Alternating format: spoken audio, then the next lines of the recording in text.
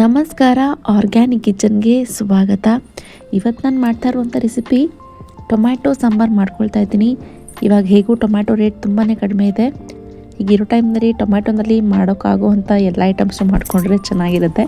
ತುಂಬಾ ಈಸಿಯಾಗಿ ಇದು ಮಾಡ್ಕೊಳ್ಬಹುದು. ಇದಕ್ಕೆ ಬೇಕಾಗಿರುವಂತಹ ಐಟಮ್ಸ್ ಬಂದು ಒಂದು 5ರಿಂದ 6 ಟೊಮ್ಯಾಟೊ ಕಟ್ ಮಾಡಿ ಇಟ್ಕೊಂಡಿದ್ದೀನಿ. ಒಂದು 3 ಈರುಳ್ಳಿ, ಸ್ವಲ್ಪ ಬೆಳ್ಳುಳ್ಳಿ, ಒಗ್ಗರಣೆನಲ್ಲಿ ಹಾಕ್ಕೊಳ್ಳಿಕ್ಕೆ ಆಲೂಗೆಡ್ಡೆ ಕಟ್ ಮಾಡಿ ಇಟ್ಕೊಂಡಿದ್ದೀನಿ. ಇದಕ್ಕೆ ಮಸಾಲೆ ತುಂಬಾ ಸಿಂಪಲ್ ಆಗಿರುತ್ತೆ. ಸ್ವಲ್ಪ ಕಾಯಿ ತುರಿ ಹಾಕ್ಕೊಳ್ಬೇಕು. ಇದು ಬಂದು ಆಪ್ಷನಲ್, ಬೇಡ ಅಂತ ಹೇಳಿದ್ರೆ ಸ್ಕಿಪ್ ಮಾಡಬಹುದು. ಇದಾದಮೇಲೆ ಕಟ್ ಮಾಡಿ ಇಟ್ಕೊಂಡಿರುವಂತಹ 2 ಅಥವಾ 3 ಈರುಳ್ಳಿ ಹಾಕ್ಕೊಳ್ತಾ ಇದ್ದೀನಿ. ಒಂದು ಪೂರ್ತಿ ಗಡ್ಡೆ ಬೆಳ್ಳುಳ್ಳಿ ಹಾಕ್ಕೊಳ್ತಾ ಇದ್ದೀನಿ. ಹಾಗೆಯೇ ಒಂದು 5ರಿಂದ 6 ಟೊಮ್ಯಾಟೊನ ಕಟ್ ಮಾಡಿ ಇಟ್ಕೊಂಡಿದ್ದೀನಿ ಅಲ್ವಾ, ಅದನ್ನು ಸಹ ಹಾಕಿ ನುಣ್ಣಗೆ ರುಬ್ಕೊಳ್ಬೇಕು. ಇದಕ್ಕೆ ಖಾರ ಬಂದು ಬೇಳೆ ಸಾಂಬಾರು ಪೌಡರ್ ಹಾಕ್ಕೊಳ್ಬೇಕು. ಚಿಲ್ಲಿ ಪೌಡರ್ ಹಾಕಬಾರ್ದು, ಧನಿಯಾ ಪೌಡರ್ ಸಹ ಹಾಕಬಾರ್ದು. ಇದಿಷ್ಟೇ ಇದಕ್ಕೆ ಮಸಾಲೆ, ಬೇರೆ ಏನೂ ಇದಕ್ಕೆ ಹಾಕೊಳ್ಳೋ ಅವಶ್ಯಕತೆ ಇಲ್ಲ. ಬೆಳ್ಳುಳ್ಳಿ, ಚಕ್ಕೆ, ಲವಂಗ ಏನೂ ಹಾಕಬಾರ್ದು. ಈ ರೀತಿ ನುಣ್ಣಗೆ ರುಬ್ಬಾದ್ಮೇಲೆ ಇದಕ್ಕೆ ಡೈರೆಕ್ಟಾಗಿ ಒಗ್ಗರಣೆ ಮಾಡ್ಕೊಳ್ಬೇಕು. ಇವಾಗ ನಾವು ಇದನ್ನು ಕುಕ್ಕರ್ನಲ್ಲಿ ಮಾಡ್ಕೊಳ್ಳೋ ಅವಶ್ಯಕತೆ ಇಲ್ಲ.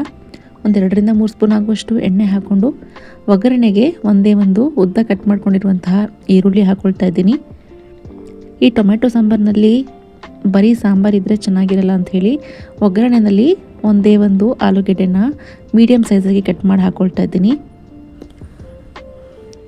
ನಾವು ಟೊಮ್ಯಾಟೊನೆಲ್ಲ ರುಬ್ಬಿಟ್ಟಿರ್ತೀವಿ, ಹಾಗಾಗಿ ಸಾಂಬಾರಿನಲ್ಲಿ ಏನೂ ತರಕಾರಿ ಸಿಗೋದಿಲ್ಲ ಅನ್ನೋ ಕಾರಣಕ್ಕೆ ಒಂದೇ ಒಂದು ಆಲೂಗೆಡ್ಡೆ ಹಾಕ್ಕೊಳ್ಬೇಕು. ಜಾಸ್ತಿನೂ ಆಲೂಗೆಡ್ಡೆ ಹಾಕ್ಕೊಳ್ಬಾರ್ದು, ಮತ್ತು ಟೊಮ್ಯಾಟೊ ಫ್ಲೇವರ್ ನಮಗೆ ಸಿಗೋದಿಲ್ಲ. ಹಾಗಾಗಿ ಮೀಡಿಯಮಾಗಿ ಕಟ್ ಮಾಡ್ಕೊಂಡಿರುವಂತಹ ಆಲೂಗೆಡ್ಡೆ ಹಾಕ್ಕೊಳ್ತಾ ಇದ್ದೀನಿ. ಜೊತೆಗೆ ಒಂದೇ ಒಂದು ಟೊಮ್ಯಾಟೊನ ಸಹ ಒಗ್ಗರಣೆಯಲ್ಲಿ ಹಾಕ್ಕೊಳ್ತೀನಿ. ಬೇಡ ಅನ್ನೋರು ಸ್ಕಿಪ್ ಮಾಡಬಹುದು. ನಾವು ಆಲ್ರೆಡಿ ಮಸಾಲೆನಲ್ಲಿ ಟೊಮ್ಯಾಟೊ ಹಾಕಿ ರುಬ್ಕೊಂಡಿರುವ ಕಾರಣ ಇಲ್ಲಿ ಮತ್ತೆ ಹಾಕೋ ಅವಶ್ಯಕತೆ ಇಲ್ಲ. ಆದರೆ ಸಾಂಬಾರಿನಲ್ಲಿ ಸ್ವಲ್ಪ ತರಕಾರಿ ಸಿಗಲಿ ಅನ್ನೋ ಕಾರಣಕ್ಕೆ ಈರುಳ್ಳಿ, ಆಲೂಗಡ್ಡೆ ಹಾಗೆಯೇ ಮತ್ತೆ ಟೊಮ್ಯಾಟೊನ ಹಾಕಿ ಒಂದ್ಸರಿ ಫ್ರೈ ಮಾಡ್ಕೊಳ್ಬೇಕು. ರುಚಿಗೆ ತಕ್ಕಷ್ಟು ಉಪ್ಪನ್ನು ಹಾಕಿ ಒಂದು 2ರಿಂದ 3 ನಿಮಿಷ ಲಿಡ್ ಕ್ಲೋಸ್ ಮಾಡಿ ಇಟ್ಕೋಬೇಕು. ಆಲೂಗೆಡ್ಡೆ ಒಂದು 1/4 ಭಾಗ ಆಗೋಷ್ಟು ಬೇಯಲಿ. ಹಾಗಾಗಿ ಈ ಟೊಮ್ಯಾಟೊ ಸಾಂಬಾರು ನಾವು ಅನ್ನದ ಜೊತೆಗೆ, ಮುದ್ದೆ ಜೊತೆಗೆ, ಹಾಗೆಯೇ ತುಂಬ ಒಳ್ಳೆ ಕಾಂಬಿನೇಷನ್ ಅಂತ ಹೇಳಿದ್ರೆ ಇಡ್ಲಿ ಜೊತೆಗೆ ಈ ಟೊಮ್ಯಾಟೊ ಸಾಂಬಾರು ತುಂಬಾ ಚೆನ್ನಾಗಿರುತ್ತೆ. ತೆಳ್ಳಗೆ ಮಾಡ್ಕೊಂಡಿರಬೇಕು. ಡಿಪ್ ಇಡ್ಲಿ ರೀತಿಯಾಗಿ ಮಾಡ್ಕೊಂಡು ತಿಂದರೆ ಸೂಪರಾಗಿರುತ್ತೆ. ಒಂದ್ಸರಿ ಯಾವಾಗಲೂ ಒಂದೇ ಥರ ಚಟ್ನಿ ಮಾಡ್ಕೊಳ್ಳೋ ಟೈಮ್ನಲ್ಲಿ ಈ ರೀತಿನೂ ಒಂದ್ಸರಿ ಟೊಮೆಟೊ ಸಾಂಬಾರನ್ನ ಮಾಡಿಕೊಂಡು ಇಡ್ಲಿ ಜೊತೆಗೆ ಟ್ರೈ ಮಾಡಿ. ಇವಾಗ ಆಲೂಗೆಡ್ಡೆ ಸಹ ಸ್ವಲ್ಪ ಬೆಂದಿರುತ್ತೆ. ಅದ್ರ ಜೊತೆಗೆ ಇವಾಗ ನಾವು ರುಬ್ಬಿಟ್ಕೊಂಡಿರುವಂತಹ ಮಸಾಲೆನ ಹಾಕ್ಕೊಂಡು ಒಂದು 10ರಿಂದ 15 ನಿಮಿಷ ಇದನ್ನು ಕುದಿಸ್ಕೊಳ್ಬೇಕು. ಸ್ವಲ್ಪ ನೀರನ್ನು ಸಹ ಹಾಕೊಳ್ಳೋಣ. ಇದು ಪೂರ್ತಿ ತೆಳ್ಳಗೇನೆ ಮಾಡ್ಕೊಳ್ಬೇಕು ಸಾಂಬಾರು. ಒಂದು 2ರಿಂದ 3 ಗ್ಲಾಸ್ ಆಗುವಷ್ಟು ನೀರು ಹಾಕ್ಕೊಳ್ತಾ ಇದ್ದೀನಿ. ಒಂದು 10ರಿಂದ 15 ನಿಮಿಷ ಆಲೂಗೆಡ್ಡೆ ಎಲ್ಲ ಚೆನ್ನಾಗಿ ಬೇಯೋವರೆಗೂ ಇದನ್ನು ಕುದಿಸ್ಕೊಳ್ಬೇಕು ಅಷ್ಟೇ. ಹಾಗೆಯೇ ಕೊನೆಯಲ್ಲಿ ಸೈಡ್ನಲ್ಲಿ ಸ್ವಲ್ಪ ಎಣ್ಣೆ ಬಿಟ್ಕೊಳ್ಳುತ್ತೆ. ನಮಗೆ ಗೊತ್ತಾಗುತ್ತೆ ಇನ್ನೇನು ಸಾಂಬಾರು ಆಗೋ ಟೈಮ್ನಲ್ಲಿ.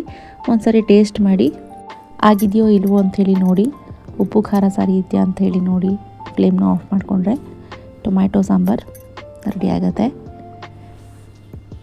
ಟೊಮ್ಯಾಟೊನಲ್ಲಿ ತುಂಬಾ ವೆರೈಟೀಸ್ ಆಫ್ ಮಾಡ್ಬೋದು, ಅದರಲ್ಲಿ ಇದು ಸಹ ಒಂದು. ನಾವಿಲ್ಲಿ ಯಾವುದೇ ಮಸಾಲೆನ ಹುರ್ಕೊಳ್ದೆ ಮಾಡ್ಕೊಂಡಿರೋದ್ರಿಂದ ಸಾಂಬಾರು ಚೆನ್ನಾಗಿ ಕುದಿಬೇಕು. ಒಂದು 10ರಿಂದ 15 ನಿಮಿಷ ಕುದೀಲಿ ಇದು ಚೆನ್ನಾಗಿ. ಇದನ್ನ ಕ್ಲೋಸ್ ಮಾಡಿ ಕುದಿಸ್ಕೊಳ್ಳೋಣ.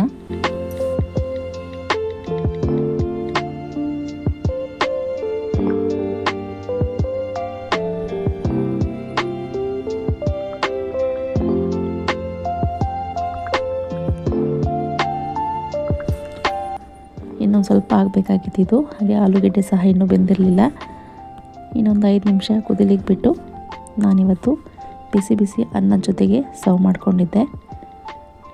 ಜೊತೆಗೆ ಒಂದು ಹಪ್ಪಳ ಇದ್ದರೆ ಚೆನ್ನಾಗಿರುತ್ತೆ.